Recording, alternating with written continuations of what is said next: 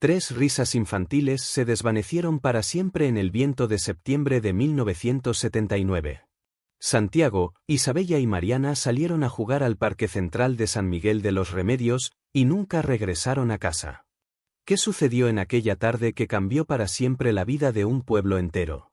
¿Por qué la investigación más intensa en la historia del Estado no logró encontrar ni un solo rastro de los pequeños?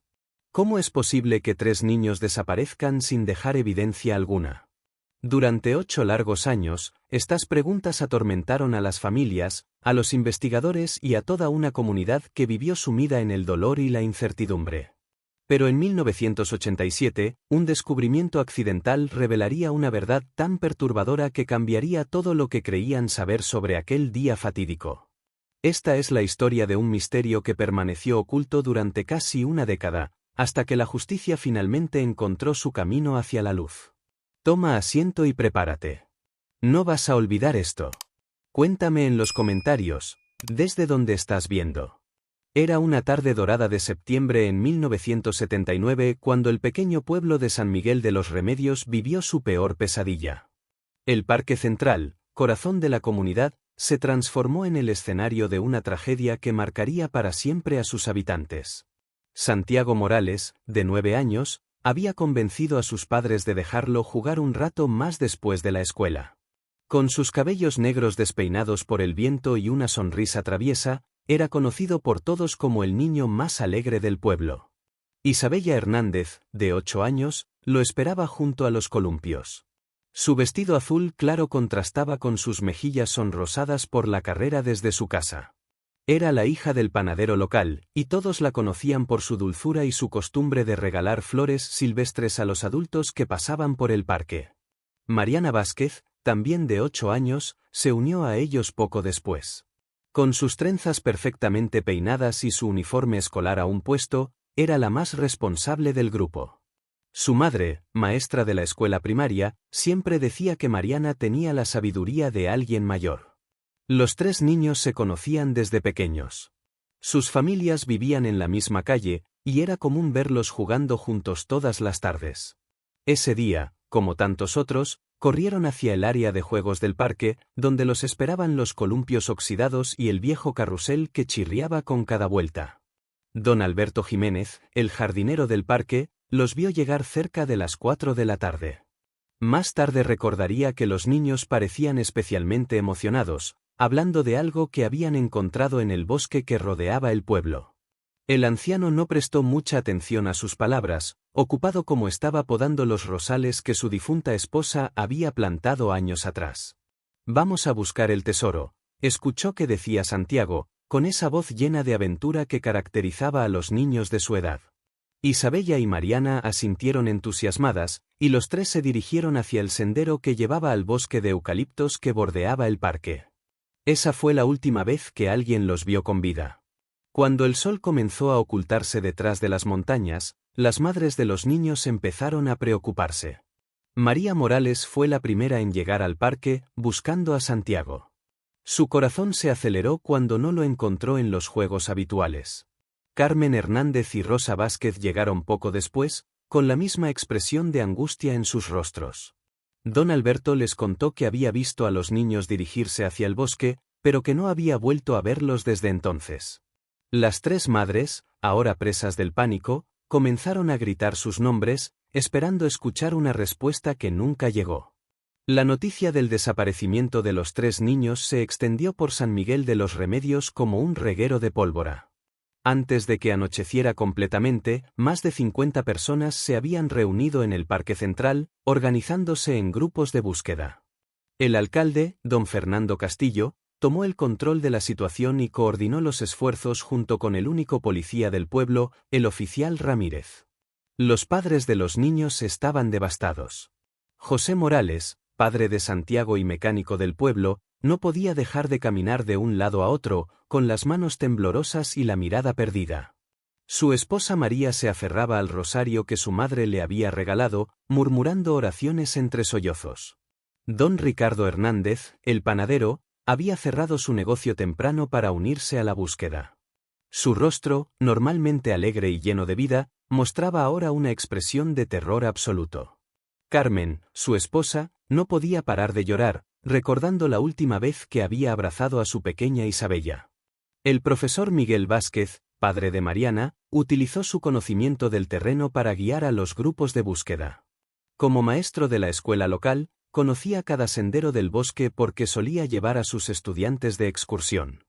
Rosa, su esposa, permanecía en el parque con las otras madres, manteniendo encendidas las antorchas que servirían de guía en caso de que los niños regresaran por su cuenta.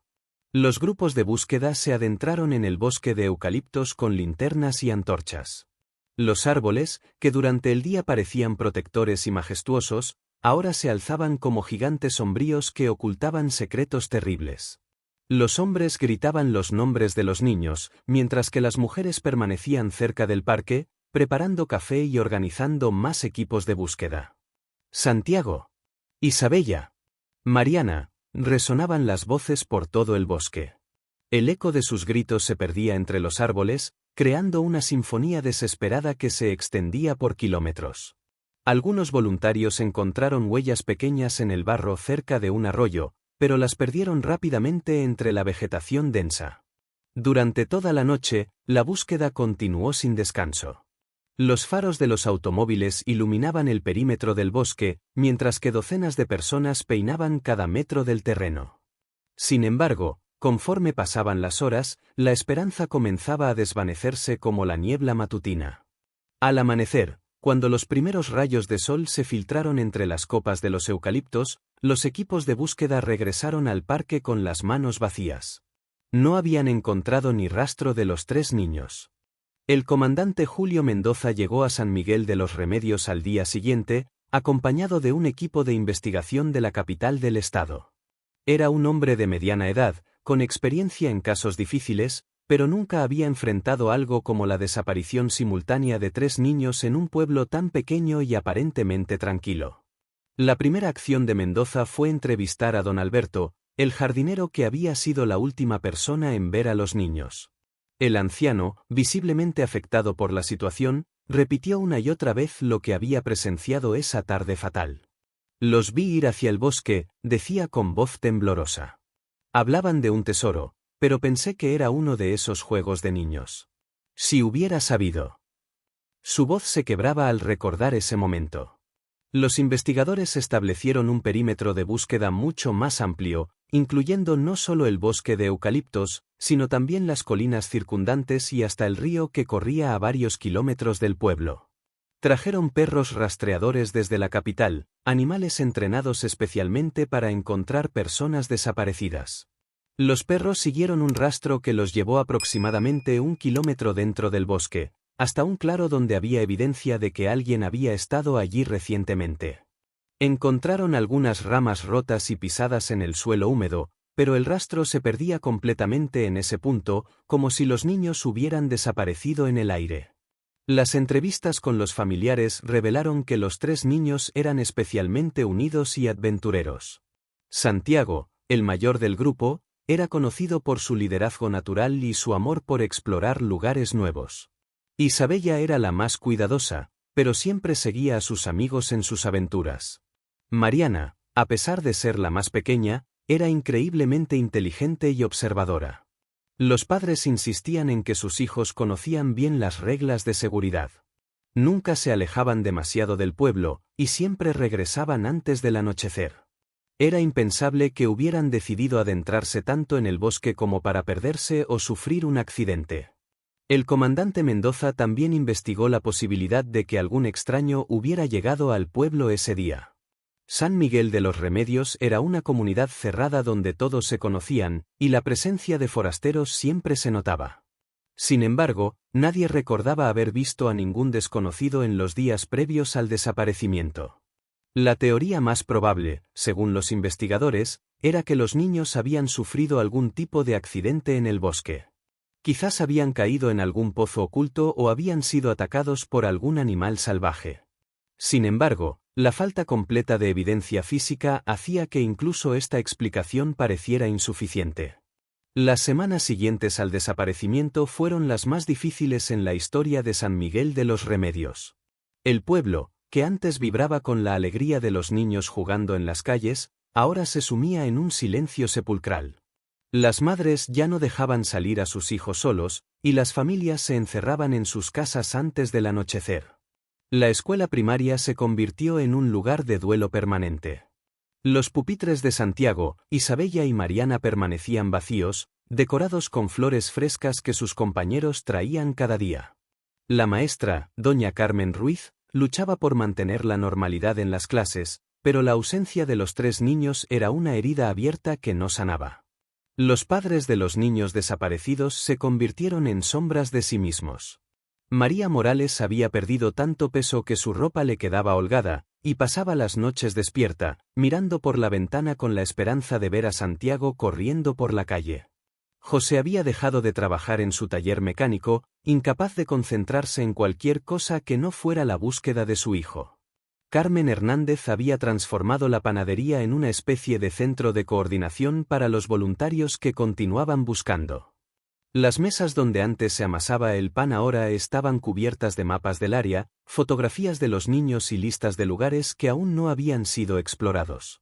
Ricardo continuaba horneando pan, pero lo regalaba todo a los equipos de búsqueda, incapaz de pensar en obtener ganancias mientras su hija seguía desaparecida. Rosa Vázquez había solicitado una licencia indefinida de su trabajo como maestra. No podía estar frente a otros niños sabiendo que su propia hija podría estar sufriendo en algún lugar desconocido. Miguel, su esposo, organizaba expediciones diarias al bosque, negándose a aceptar que los investigadores oficiales habían suspendido la búsqueda activa. El comandante Mendoza y su equipo habían regresado a la capital después de 2 semanas de investigación infructuosa. Dejaron el caso abierto, pero con muy pocas esperanzas de encontrar alguna pista nueva. La falta de evidencia física y de testigos hacía que el caso fuera prácticamente imposible de resolver con los recursos disponibles en 1979. El pueblo comenzó a llenarse de teorías y rumores.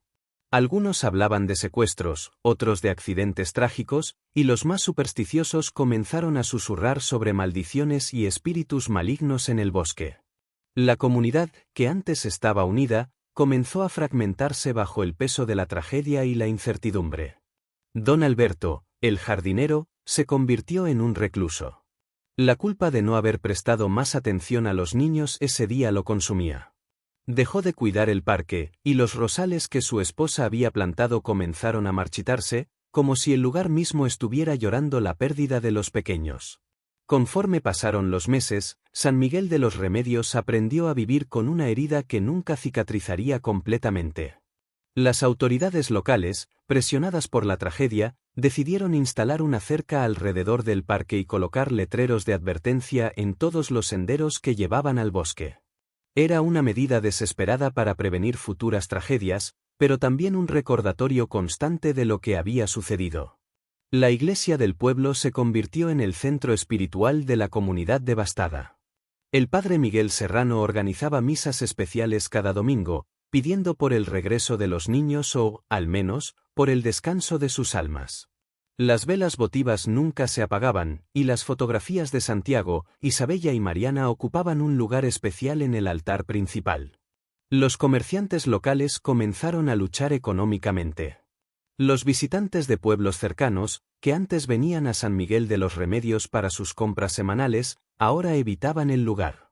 Los rumores sobre desapariciones misteriosas se habían extendido por toda la región, creando una reputación siniestra que alejaba a los forasteros. Don Fernando Castillo, el alcalde, se enfrentaba a una crisis sin precedentes. Los padres de familia exigían medidas de seguridad que el pequeño municipio no podía costear, y la presión de los medios de comunicación de la capital había puesto los ojos de todo el estado en su administración. Decidió contratar a un vigilante nocturno para patrullar las calles, pero era una medida más simbólica que práctica. Los amigos de los niños desaparecidos sufrían de pesadillas constantes. Lupita Morales, hermana menor de Santiago, se despertaba todas las noches gritando el nombre de su hermano. Los padres de los otros niños del pueblo comenzaron a considerar mudarse a lugares más seguros, fragmentando aún más la comunidad. La maestra doña Carmen Ruiz finalmente decidió jubilarse anticipadamente. No podía seguir enseñando en un aula donde 3 sillas vacías le recordaban constantemente su fracaso como protectora de los niños. Su reemplazo, una joven maestra de la capital, llegó con ideas modernas sobre seguridad infantil, pero nunca logró entender completamente el trauma que había marcado al pueblo. Los medios de comunicación mantuvieron el interés en el caso durante varios meses. Periodistas de periódicos y estaciones de radio llegaban regularmente para entrevistar a los familiares y autoridades locales. Sin embargo, la falta de desarrollos nuevos hizo que gradualmente perdieran interés, dejando a las familias afectadas con la sensación de que el mundo había olvidado a sus hijos. El primer aniversario del desaparecimiento fue especialmente doloroso. La comunidad organizó una vigilia en el Parque Central, donde se encendieron velas y se colocaron flores en el lugar donde los niños habían jugado por última vez. Las lágrimas de los padres se mezclaron con la lluvia ligera que cayó esa noche, como si el cielo mismo estuviera llorando por los pequeños perdidos. Entre 1980 y 1987, San Miguel de los Remedios vivió en una especie de luto perpetuo. El caso de los 3 niños desaparecidos se había convertido en una herida que el pueblo llevaba en silencio, pero que nunca había sanado. Las familias aprendieron a sobrevivir con el dolor, pero ninguna había logrado encontrar la paz verdadera. José y María Morales tuvieron otro hijo en 1982, un niño al que llamaron Alejandro.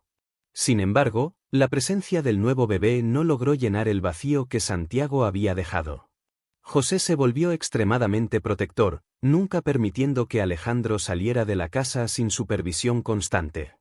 María desarrolló una depresión severa que la obligó a buscar tratamiento en la capital del estado. La panadería de los Hernández cerró definitivamente en 1984. Ricardo había perdido la pasión por su oficio, y Carmen no podía soportar la idea de servir a las mismas personas que habían conocido a Isabella.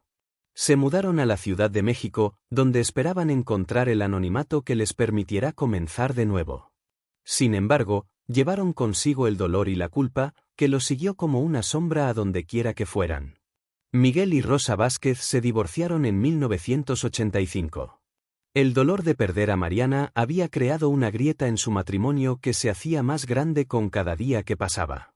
Miguel culpaba a Rosa por haber permitido que la niña saliera a jugar ese día, mientras que Rosa culpaba a Miguel por no haber llegado más temprano a buscarla.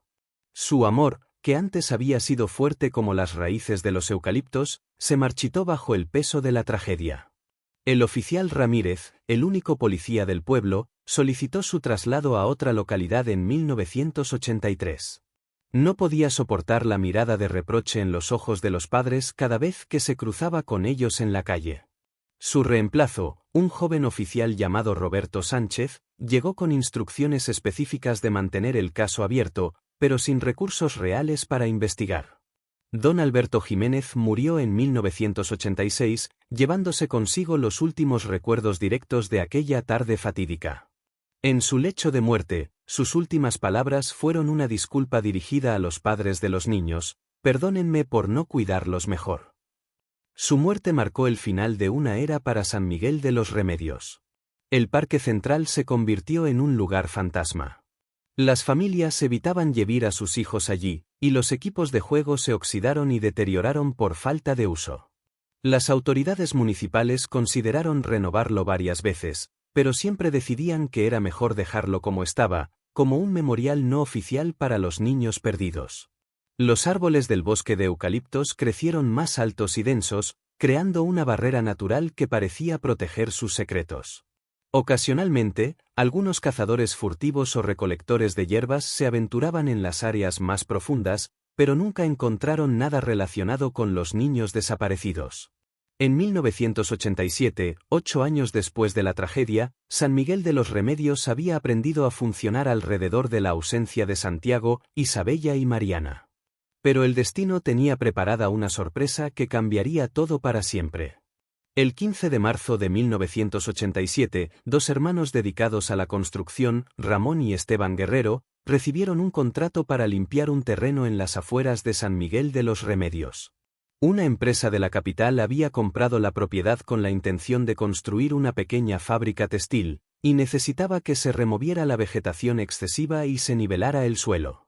Los hermanos Guerrero no eran del pueblo, pero habían escuchado vagamente sobre la tragedia que había marcado a la comunidad 8 años atrás. Para ellos, era simplemente otro trabajo más en su agenda de contratos de construcción.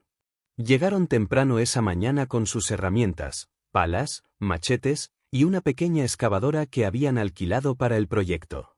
El terreno se encontraba aproximadamente a 2 kilómetros del Parque Central, en una área que había sido parte de las búsquedas originales, pero que nunca había sido explorada exhaustivamente.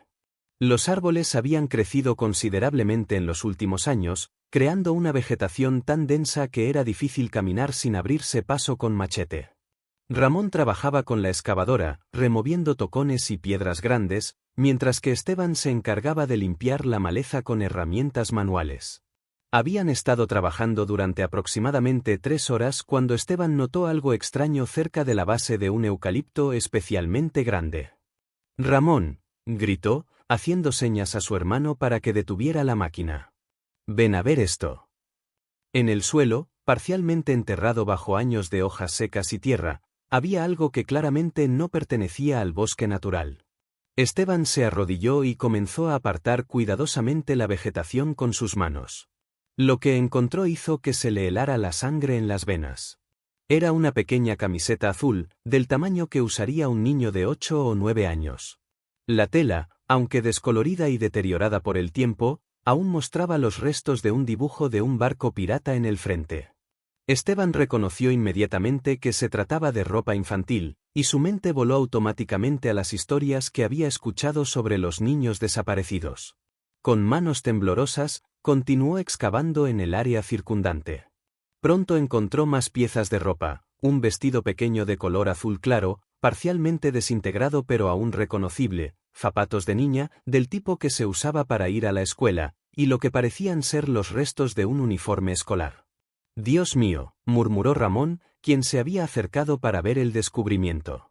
«¿Crees que son?» «Tenemos que avisar a las autoridades inmediatamente», respondió Esteban, con voz entrecortada. «No podemos tocar nada más». Los hermanos marcaron cuidadosamente el área donde habían hecho el descubrimiento y se dirigieron rápidamente al pueblo. Su primera parada fue la oficina del alcalde, donde informaron de su hallazgo. La noticia se extendió por San Miguel de los Remedios como una onda expansiva, despertando emociones que habían estado dormidas durante años. La noticia del descubrimiento de las ropas infantiles golpeó a San Miguel de los Remedios como un huracán emocional. En cuestión de horas, todo el pueblo conocía los detalles del hallazgo, y las calles se llenaron de murmullos, lágrimas y especulaciones. Para las familias de los niños desaparecidos, era como si la herida que había comenzado a formar una costra se abriera nuevamente, sangrando con una intensidad renovada. María Morales se encontraba preparando el almuerzo cuando su vecina, doña Elena, llegó corriendo a su casa con la noticia. Al escuchar sobre la camiseta azul con el dibujo del barco pirata, María dejó caer el plato que tenía en las manos. Era exactamente la camiseta que Santiago había llevado puesta el día de su desaparecimiento, la misma que ella había comprado en el mercado de la capital porque su hijo había insistido en que era la camiseta más genial del mundo. José Morales corrió desde su taller mecánico hasta el lugar del descubrimiento, donde ya se había formado una multitud de curiosos. Las autoridades habían acordonado el área, pero él logró ver desde la distancia los restos de ropa que los hermanos Guerrero habían encontrado. Su corazón se partió al reconocer inmediatamente los zapatos escolares negros que él mismo había comprado para Santiago al inicio del año escolar. Carmen Hernández, quien había regresado al pueblo desde la Ciudad de México para visitar a una tía enferma, se enteró de la noticia por teléfono. Al escuchar la descripción del vestido azul claro, comenzó a llorar desconsoladamente. Era el vestido favorito de Isabella, el que había llevado puesto en su último día de escuela. Carmen había guardado una fotografía de Isabella con ese vestido, y la imagen se había grabado en su memoria como el último recuerdo feliz de su hija. El comandante Julio Mendoza, quien había dirigido la investigación original, fue contactado inmediatamente y llegó a San Miguel de los Remedios esa misma tarde. Ahora tenía más experiencia y recursos tecnológicos más avanzados, pero su rostro mostraba la misma determinación que había caracterizado su trabajo 8 años atrás. «Este descubrimiento cambia todo», declaró Mendoza a las autoridades locales. Ahora tenemos evidencia física concreta, y eso nos puede llevar a encontrar las respuestas que hemos estado buscando durante todo este tiempo. Los forenses llegaron desde la capital al día siguiente y comenzaron una excavación cuidadosa y sistemática del área. Utilizaron técnicas más avanzadas que las disponibles en 1979, incluyendo equipos de detección de metales y análisis químicos del suelo. El trabajo era lento y meticuloso, pero cada pieza de evidencia era documentada y preservada cuidadosamente. Durante los siguientes días, los investigadores encontraron más piezas de ropa y algunos objetos personales, una pequeña pulsera de plástico que había pertenecido a Mariana, un juguete de metal que Santiago siempre llevaba en su bolsillo, y los restos de una mochila escolar que Isabella usaba para cargar sus libros. Sin embargo, lo que más perturbó a los investigadores fue el patrón de dispersión de los objetos. Las piezas de ropa estaban esparcidas en un área relativamente pequeña, pero parecían haber sido colocadas allí deliberadamente, no como resultado de un accidente o un ataque de animales. Esto sugería que alguien había estado involucrado en el destino de los niños, y que sus restos habían sido ocultados intencionalmente. La comunidad de San Miguel de los Remedios vivía en un estado de shock y anticipación. Después de 8 años de incertidumbre, finalmente tenían evidencia concreta del destino de los niños, pero las respuestas que buscaban aún estaban fuera de su alcance. La investigación forense continuó durante varias semanas, y gradualmente comenzó a emerger un patrón más claro de lo que había ocurrido en aquella tarde de septiembre de 1979. Los análisis de laboratorio de la ropa y los objetos personales revelaron detalles perturbadores que cambiaron completamente la dirección de la investigación. Los restos de tela mostraban signos de haber sido cortados deliberadamente, no desgarrados por accidente o por animales. Además, algunos de los objetos metálicos presentaban marcas que sugerían que habían sido golpeados repetidamente. Los forenses concluyeron que los niños habían sido víctimas de violencia, no de un accidente trágico como se había especulado inicialmente. El comandante Mendoza decidió reabrir completamente el caso y comenzar la investigación desde cero. Esta vez, tenía recursos mucho más avanzados y un equipo de detectives especializados en crímenes contra menores. Su primera acción fue revisar todos los archivos de la investigación original y reentrevistar a todas las personas que habían estado involucradas en 1979. Don Alberto Jiménez había muerto, pero su sobrina recordaba que el anciano había mencionado varias veces que había visto a un hombre extraño merodeando por el parque en los días previos al desaparecimiento. Esta información nunca había sido incluida en los reportes oficiales porque Alberto pensaba que no era importante en ese momento. Los investigadores también descubrieron que en 1979 había llegado al pueblo un trabajador temporal llamado Evaristo Maldonado, quien había sido contratado para ayudar con la cosecha de maíz en las granjas cercanas. Maldonado había desaparecido del pueblo poco después del incidente, sin avisar a su empleador ni recoger su último salario. Una búsqueda en los archivos criminales estatales reveló que Evaristo Maldonado tenía antecedentes por agresión y comportamiento sospechoso cerca de escuelas en otros pueblos. Había sido arrestado en 1977 por acechar a niños en un parque de otra localidad, pero había sido liberado después de cumplir una sentencia corta. Los investigadores comenzaron una búsqueda intensiva para localizar a Maldonado. Descubrieron que había trabajado en varios pueblos de la región durante los años posteriores a 1979, siempre en empleos temporales que le permitían moverse con facilidad. Sin embargo, habían perdido su rastro completamente después de 1983. La descripción física de Maldonado coincidía con los vagos recuerdos de algunas personas del pueblo que recordaban haber visto a un hombre extraño cerca del parque en aquellos días. Era alto, delgado, con cabello oscuro y una cicatriz notable en la mejilla izquierda. Su comportamiento había sido descrito como raro y inquietante por quienes lo habían conocido. Mendoza organizó una búsqueda sistemática en todos los registros de empleo, hospitales, cárceles y cementerios de la región. Después de semanas de investigación meticulosa, finalmente encontraron a Evaristo Maldonado en una prisión estatal, donde había sido encarcelado en 1985 por un delito similar cometido en otro pueblo. Cuando fue confrontado con la evidencia, Maldonado inicialmente negó cualquier involvement en el caso de San Miguel de los Remedios.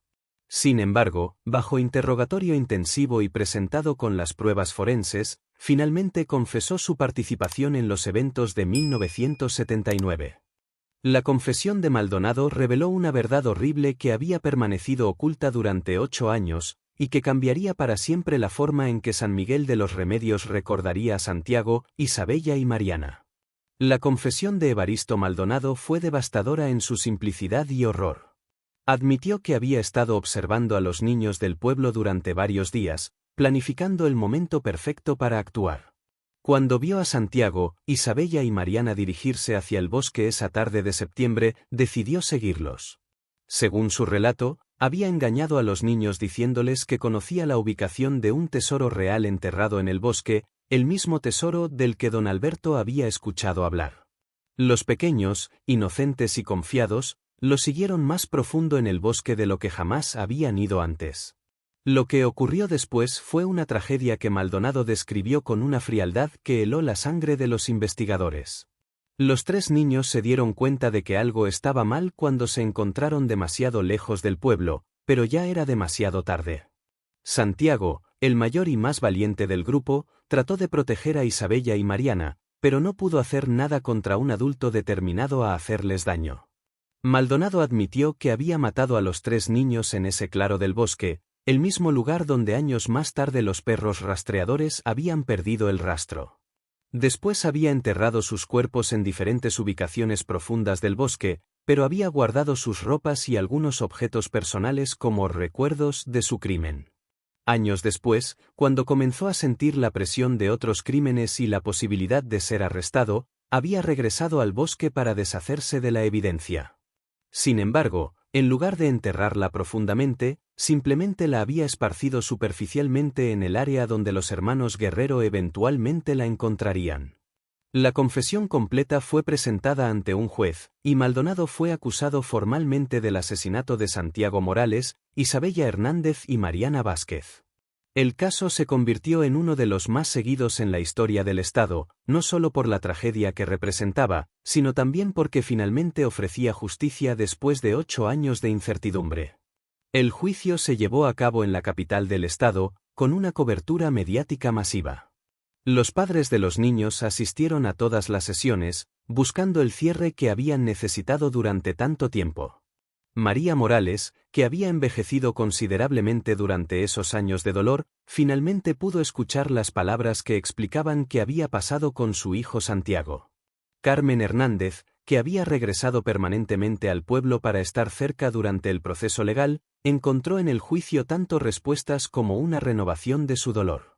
Saber la verdad sobre Isabella era necesario, pero también era increíblemente doloroso confirmar que su pequeña había sufrido antes de morir. Miguel Vázquez, que se había vuelto a casar pero nunca había dejado de buscar a Mariana, finalmente pudo comenzar el proceso de duelo real. Durante 8 años había mantenido la esperanza de que su hija estuviera viva en algún lugar, y esa esperanza había sido tanto una bendición como una maldición. Evaristo Maldonado fue sentenciado a 3 cadenas perpetuas, una por cada niño asesinado. Sin embargo, para las familias, ninguna sentencia podría devolver lo que habían perdido. La justicia legal era importante, pero la justicia emocional requeriría mucho más tiempo y trabajo personal.